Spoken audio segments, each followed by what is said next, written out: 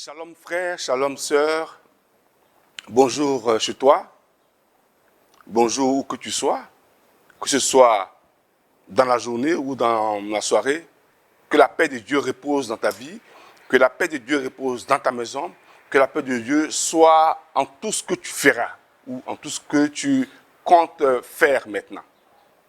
Je voudrais bénir Dieu qui nous donne l'occasion en ce jour de nous réunir encore et de partager sur ces thèmes-là, de nous fortifier, de nous exhorter sur ces thèmes. Merci à Alpha Omega pour l'espace qui nous est donné et merci surtout à la grâce de Dieu qui nous environne. Ce matin, nous allons partager sur un thème. Nous allons partager sur le thème du pardon. Et je pense que ce thème-là est un thème qui est nécessaire, est un thème qui est tellement important. C'est un thème qui touche chacun d'entre nous, qui touche toute personne qui existe sur cette terre, sur cette planète Terre. Et ce matin, nous allons parler du pardon. Le thème, c'est « Pardonne et vis libre ». Voyez-vous, nous allons voir un peu les différents aspects du pardon, ce que le pardon peut apporter dans la vie de quelqu'un. Alors, nous allons prendre pour test de base et de soutien, nous allons prendre le test de base qui se trouve, que nous prenons aujourd'hui, est dans Matthieu 18, à partir du verset 21 jusqu'au verset 22. Donc, c'est deux versets que nous allons utiliser aujourd'hui. Et je lis. Alors Pierre s'approcha de lui et dit, « Seigneur, combien de fois pardonnerai-je à mon frère lorsqu'il péchera contre moi? Serait-ce jusqu'à 7 fois? » Jésus lui dit, « Je ne te dis pas jusqu'à 7 fois, mais jusqu'à 70 fois 7 fois. » Autrement dit, jusqu'à 77 fois 7 fois. Voici les termes des propos que Jésus a eus avec Pierre. Pourquoi Jésus a eu de tels propos avec Pierre? Parce que Jésus sait que plus tu occupes un poste de responsabilité, plus pour toi, il est difficile de pardonner ou de te faire pardonner. Et plus tu blesses. Jésus sait que Pierre sera amené à être un exemple. Jésus savait que Pierre allait le renier. Et que Pierre aurait besoin du pardon. Alors il permet que Pierre soit confronté à cette pensée-là et que Pierre vienne vers lui pour parler avec lui, pour lui dire, mais Seigneur, combien de fois je devrais pardonner à mon frère? Est-ce que je devrais lui pardonner juste 7 fois? Autrement dit, est-ce que je devrais lui pardonner, lui accorder mon pardon une fois par jour pendant une semaine? Donc, 7 fois à raison d'un pardon par jour. Et Jésus lui dit, non, il ne s'agit même pas d'accorder le pardon une fois dans la semaine, mais il te s'agit d'accorder le pardon à tout instant. Quel que soit le moment, quelle que soit la position que tu occupes, quel que soit ce que l'on t'a fait. Plus loin, la parabole qui continue parle du maître qui est venu et qui faisait les comptes avec ses serviteurs. Il dit qu'il y en a un qui lui devait beaucoup d'argent. Pour ceux qui sont intéressés, tu peux continuer la lecture du texte jusqu'au verset 35 et tu verras les détails de la chose. Alors le premier vient et il doit beaucoup d'argent. Alors le maître dit, mais ce monsieur-là me doit beaucoup d'argent. Donc prenez-le et jetez-le en prison, lui et toute sa famille, jusqu'à ce que son temps en prison puisse payer la dette. La Bible dit que ce monsieur-là s'est jeté à genoux et il a commencé à supplier le maître pour lui dire, tu vois, j'ai des enfants, j'ai du monde derrière moi, si tu me mets en prison, c'est vraiment toute une famille que tu auras punie, pardon. Il l'a supplié en pleurant, il l'a supplié de toute son âme. Il a demandé pardon. Il a dû même sûrement lui attraper les pieds, pleurer sur ses pieds. Et le maître a eu miséricorde et il a fait miséricorde. Le maître a dit, ok, laissez-le partir. Comme il a tellement supplié, laissez-le partir, c'est pas grave. Remettez-lui, je lui remets toutes ses dettes, qu'il s'en aille. Je lui fais grâce, qu'il s'en aille. La Bible dit que le monsieur qui devait de l'argent au maître et qui n'a pas pu payer, à qui on a remis ces dettes-là, quand il est sorti du palais, il a rencontré quelqu'un qui lui devait. Mais la personne lui devait moins d'argent que lui-même ne devait au maître là. La Bible dit qu'il s'est jeté littéralement sur la personne, il a attrapé son cou et lui a dit, il faut que tu payes, tu me payes mes dettes. Il faut que tu me rembourses mon argent. Il faut que tu me rembourses ce que tu as pris. Et il le faut. Ça, je ne te laisserai pas partir tant que tu n'auras pas remboursé mon argent. Et ce jour-là, malheureusement pour lui, ceux qui étaient avec lui dans le palais ont assisté à la scène. Alors ils ont couru pour aller voir le maître et pour lui dire, mais le monsieur que tu viens de relâcher là, voilà ce qu'il est en train de faire. Il dit, ah bon, ok, prenez-le, venez avec lui, mettez-le en prison. Et que cela serve d'exemple. Vous voyez, je vais vous raconter une histoire qui m'est arrivée il y a quelques années. Il y a quelques années, c'est un témoignage que je vous fais. Nous étions allés prier dans une famille. Et pendant que nous prions, je me suis rendu compte qu'il y avait une jeune fille qui était là, toute maigrichonne, toute amaigrie, mais qui n'arrivait pas à faire le Notre Père, qui n'arrivait pas à dire le Notre Père. Quand elle commençait le Notre Père, quand elle arrivait sur « Pardonne nos offenses comme nous pardonnons », elle saute la partie. Et après, je l'ai abordée pour lui demander « Mais qu'est-ce qui se passe ?» Et j'ai senti beaucoup de rancœur en elle, beaucoup de haine en elle. J'ai senti qu'elle n'arrivait même pas à parler. Elle dit rien. Mais, vous savez, même quand tu dis à quelqu'un bonjour, dans ton bonjour, on peut savoir si tu es fâché, si tu es content de souhaiter le bonjour, ou si tu en veux à quelqu'un. Elle dit rien. Je savais qu'elle n'était pas en paix. Et nous avons prié quand même pour elle comme ça, et nous sommes allés chez nous à la maison. Quand je suis allé chez moi à la maison, que je suis allé dormir, j'ai fait un songe. Donc Dieu m'a parlé au travers d'un rêve, de ce qu'on appelle songe. J'ai fait un songe, et dans le songe, j'ai vu une jeune fille, une enfant de, disons, 10 ans, non, entre 10 et 15 ans, une jeune fille, qui était avec un jeune garçon, et puis les deux se disputaient un plat. Et j'ai vu un monsieur plus âgé qui est venu, et quand le monsieur plus âgé est arrivé, automatiquement, il a pris la défense du petit garçon, et il a commencé à insulter la fille, et on a arraché le plat dans des mains de la fille, et on a remis au jeune homme.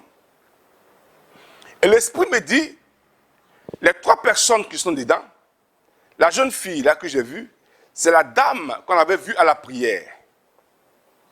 Le petit garçon, c'est son petit frère. Et le monsieur, c'est leur papa. Et l'esprit me dit que leur papa étant arrivé en pleine dispute, n'a pas cherché à comprendre la version de la grande sœur. Alors, automatiquement, il s'est mis derrière son fils et il a pris parti pour lui. Et depuis cet instant, la grande sœur a tué l'image du père en elle.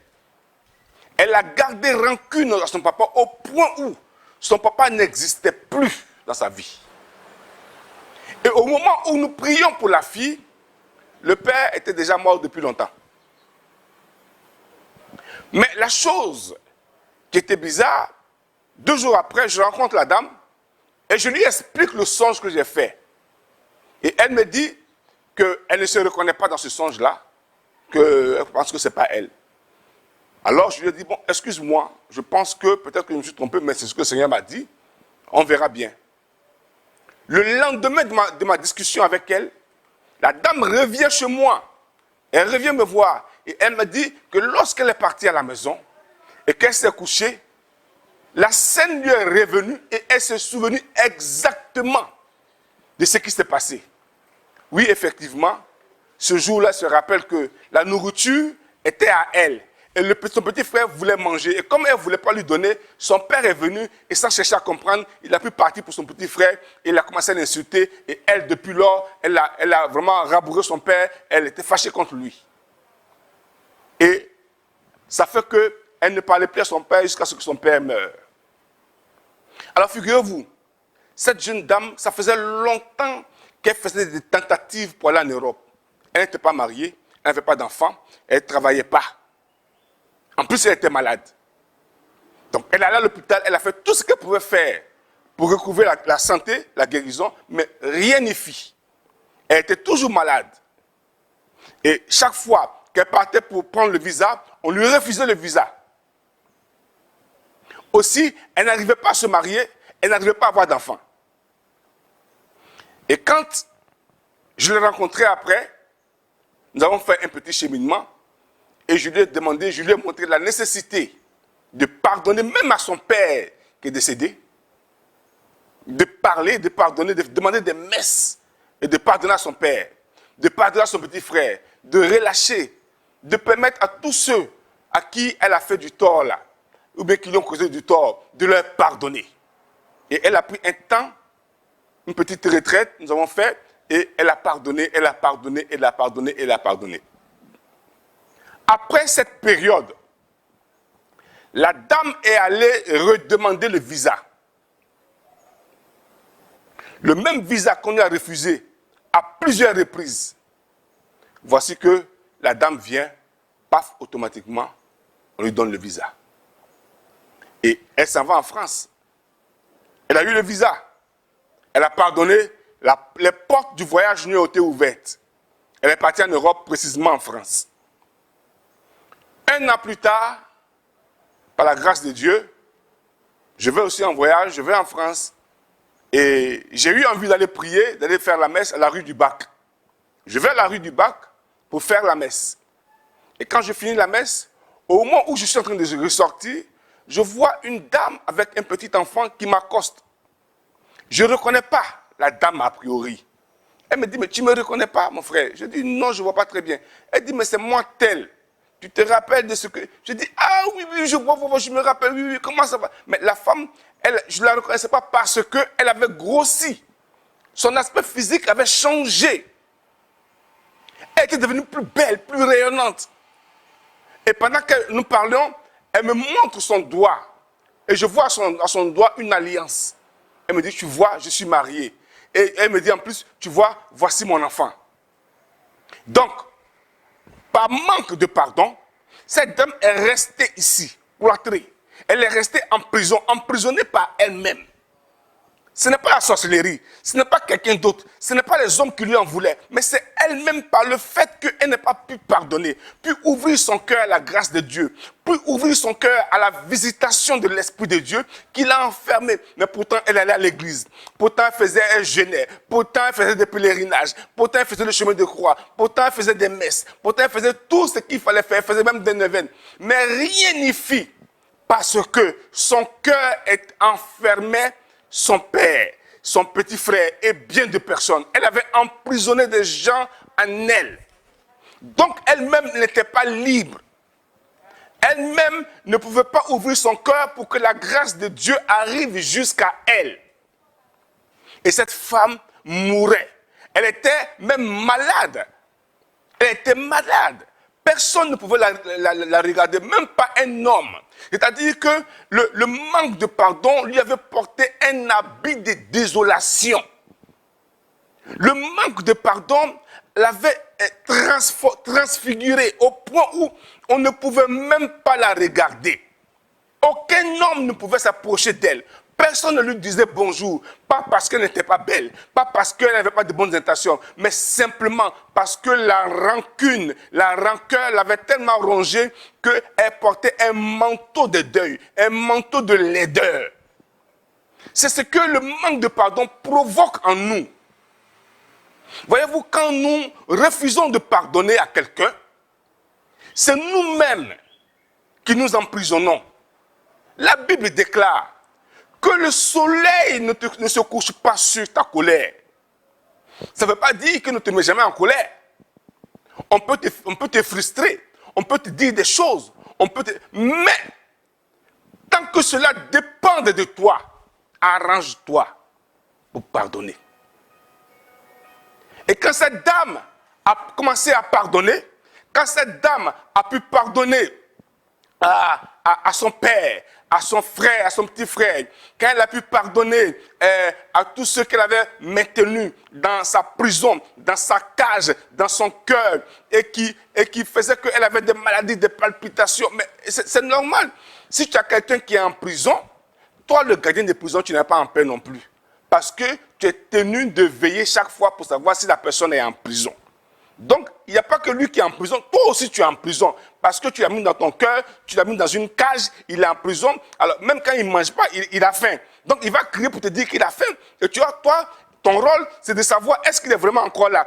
Donc, chaque jour que tu te réveilles, quand tu fais ta prière, tu vas savoir si cette personne est encore dans ton cœur, si encore la rancune est encore tenace.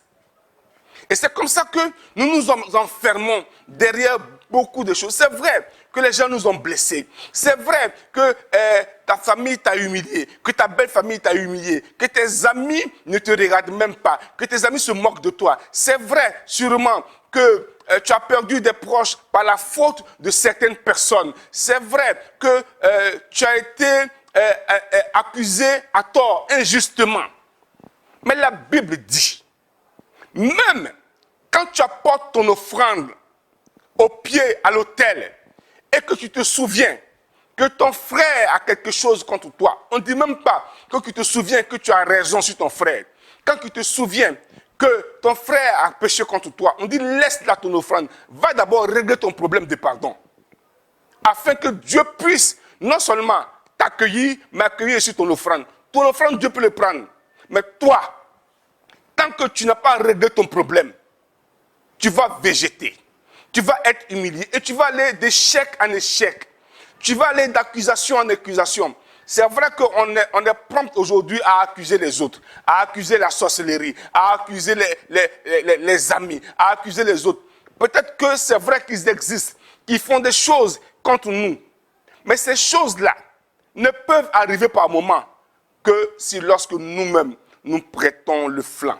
Et le manque de pardon est l'un des éléments les plus importants. C'est pour cela que Jésus, sachant que son heure était arrivée, voyez-vous, pourquoi Jésus a pardonné aux autres avant de mourir? Pourquoi il a pardonné? Jésus a pardonné, je vous dis pourquoi. Jésus a pardonné à la croix. Il a dit, Père, pardonne-leur, car ils ne savent pas ce qu'ils font. Jésus a pardonné et a demandé à son Père de pardonner parce que Jésus savait que s'il ne pardonnait pas, il n'allait pas arriver au ciel. Mais pourtant, le ciel était pour lui. Pourtant, c'était Jésus. Il savait que s'il ne pardonnait pas, s'il ne relâchait pas, il n'allait pas arriver là où il devait arriver. Donc, il était nécessaire, parce que Jésus a été blessé, avoir été renié par Pierre, ce qu'il comptait, c'est une blessure, c'est une trahison. Jésus a été trahi. Il a été trahi par ceux qui mangeaient. Il a dit, celui avec qui je partageais mon pain est celui-là même qui m'a trahi. Et Pierre était celui sur qui il comptait. Pierre l'a renié. Jésus a été blessé. Il est venu pour semer l'amour. Et les gens l'ont livré à l'injure. Il est livré à l'injustice. Jésus a été blessé dans son cœur. En fait, le diable voulait voir si Jésus, il était vraiment Jésus, et que sa nature, qui était amour, pouvait vivre l'amour jusqu'au dernier moment. Donc, il a accablé Jésus de toutes ces choses-là. Il a persécuté Jésus. Mais au dernier moment, au moment où il pensait qu'il avait gagné, Jésus a dit, moi, je n'irai pas dans la maison de mon Père avec ce fardeau de manque de pardon. Alors, Père, pardonne-leur, car moi-même là, j'ai déjà pardonné. Libère-les, comme moi-même je les libère. Alors, à partir de ce moment, il était beaucoup plus léger pour arriver au ciel. Parce qu'on ne rentre pas au ciel avec des bagages. Le pardon est un bagage. Celui qui a un bagage n'entrera pas au ciel. Il est important que nous comprenions que nous sommes obligés de pardonner. Nous sommes tenus de pardonner. Que nous soyons chrétiens, que nous ne soyons pas chrétiens, pour vivre en harmonie sur cette terre des hommes. 1, on sera blessé par les autres. 2, on sera incompris. 3, il y aura des choses que les gens nous feront. Mais ce qui est au-dessus de tout, puisque nous devons vivre dans l'harmonie, nous serons obligés de pardonner, nous serons obligés d'accorder notre pardon aux gens, quel que soit ce qu'ils ont fait. Je me rappelle, il y a de cela quelques années, nous étions en communauté et nous avions une sœur. Mais cette sœur, elle passait tout son temps à m'injurier, à me provoquer, à m'humilier, même avant que nous prions. Et chaque fois qu'elle le faisait, elle le faisait juste avant la prière. Et quand on devait commencer la prière, Dieu me disait, lève-toi, va lui demander pardon. Et je ne comprenais pas pourquoi. Parce que moi, avant ma conversion, j'étais très impulsif. Je ne comprenais pas pourquoi Dieu voulait que, même ayant raison, d'aller demander pardon. Au départ, je boudais. Et puis ensuite, je commençais à obéir au Seigneur. Et par la suite, j'ai compris que Dieu était en train de me guérir de beaucoup de blessures, de beaucoup d'humiliations. Aujourd'hui, demander pardon à quelqu'un n'est rien pour moi. Je peux le faire simplement. Je peux demander pardon même quand j'ai raison. Je peux demander pardon à ceux qui m'ont causé du tort, à ceux à qui j'ai causé du tort. Je peux demander pardon à cause de l'harmonie que je recherche, mais ça ne m'enlève rien. Bien au contraire, ça me grandit. Je veux te dire à toi qui m'écoutes, à toi qui me regardes. Pierre a demandé à Jésus, est-ce que je dois pardonner seulement une fois par jour? Il dit non. Pardonne à chaque instant. À chaque instant. Chaque fois que tu vas recevoir quelque chose qui te contrarie, que quelqu'un va te contrarier d'une manière ou d'une autre, alors relâche ton cœur. Ne l'enferme pas dans ton cœur, sinon tu risques toi-même d'être malade. Ne l'enferme pas dans ton cœur, sinon tu risques de te fermer des portes. Ne l'enferme pas dans ton cœur, sinon tu risques de partir à la mort spirituelle et qui peut conduire même à la mort physique. Je veux te dire aujourd'hui, je veux te dire à cet instant précis qu'il est important pour toi de croire que Dieu, pendant que je parle, te donne la capacité de pardonner, te donne la force et le courage de te lever et d'aller demander pardon. Dieu te donne la force de regarder à tous ceux qui t'ont fait du tort. Prends un bic, prends une feuille, inscris le nom de tous ceux qui t'ont fait du tort et puis commence à appeler chacun par son nom et à lui pardonner. S'ils ne sont pas près de toi, pardonne-leur. Quand tu auras l'occasion de les rencontrer, pardonne-leur, relâche-les. Et demande pardon à tous ceux à qui tu as fait du tort. Parce que nous vivons des temps difficiles. Voyez-vous, nous sommes en train d'aller vers la fin de l'année, là où le diable s'est introduit dans nos vies, là où il cherche des portes ouvertes pour nous faire du mal. Ne lui donnons pas l'occasion, ne prêtons pas de flanc à cause de nous-mêmes, à cause du manque de pardon. Mais soyons plus grands, soyons grandis, ressortons de ce temps vraiment grandi. Demandons au Seigneur vraiment de nous accorder sa grâce, de pardonner. Ce n'est pas évident. Ce n'est pas facile, je le sais, ce n'est pas facile, mais je sais une chose, c'est que si tu arrives à pardonner, Dieu est capable de faire des miracles dans ta vie. Prions que ce miracle du pardon nous soit accordé, afin que la grâce de Dieu et que des portes nous soient ouvertes à tous égards. Que Dieu te bénisse en cet instant, que Dieu bénisse ta famille, que Dieu bénisse l'effort que tu vas faire, que Dieu bénisse chaque pas que tu vas poser, chaque pas que tu vas faire pour aller demander pardon ou pour pardonner à quelqu'un.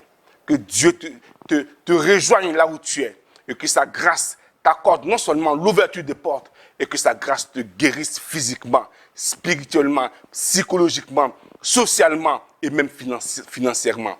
Et que toute la gloire revienne à Dieu au nom de Jésus. Amen, amen, amen.